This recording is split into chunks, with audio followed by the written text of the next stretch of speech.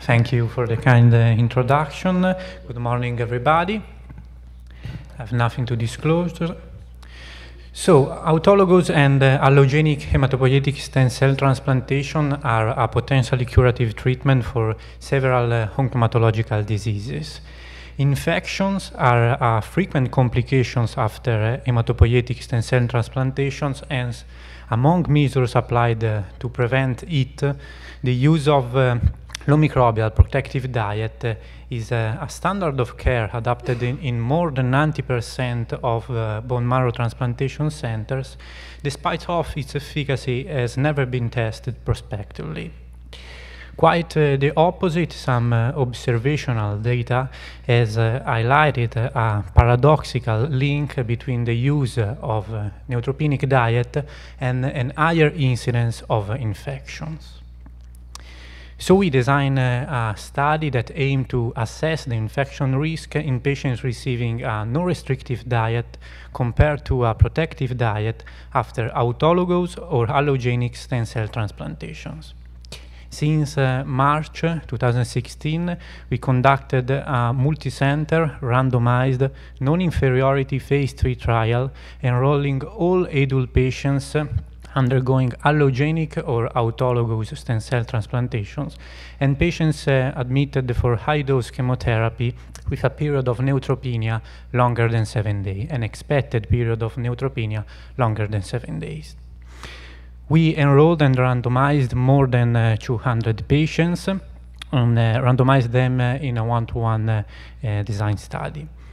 Patients randomized in the standard arm, arm A, received from the start of chemotherapy to the white blood cell recovery a protective diet, so a diet consisting of only foods cooked above 80 degrees Celsius and or thick pill fluid.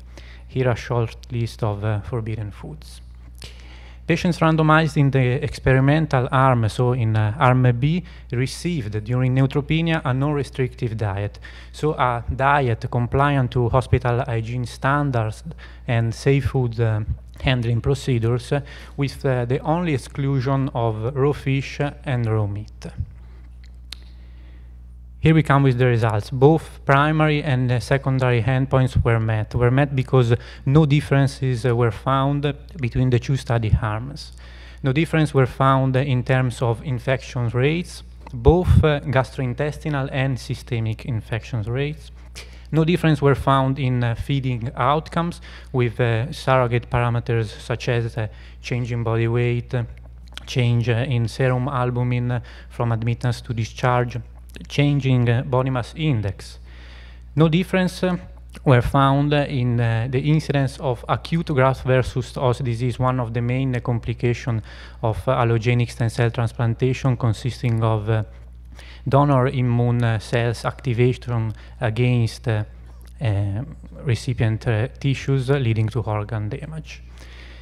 Interestingly, non-restrictive diet was associated with higher satisfaction in a patient's reported quality of life analysis.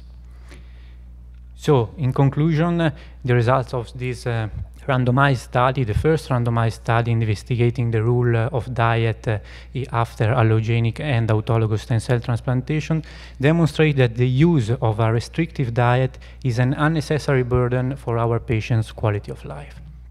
I want to thank Professor Paolo Corradini, my mentor, and Nicola Mordini from Azienda Ospedaliera Santa Croce e Carle di Cuneo, Cristina Tecchio and Mauro Crampera from the University of Verona, and I want to thank you for your attention.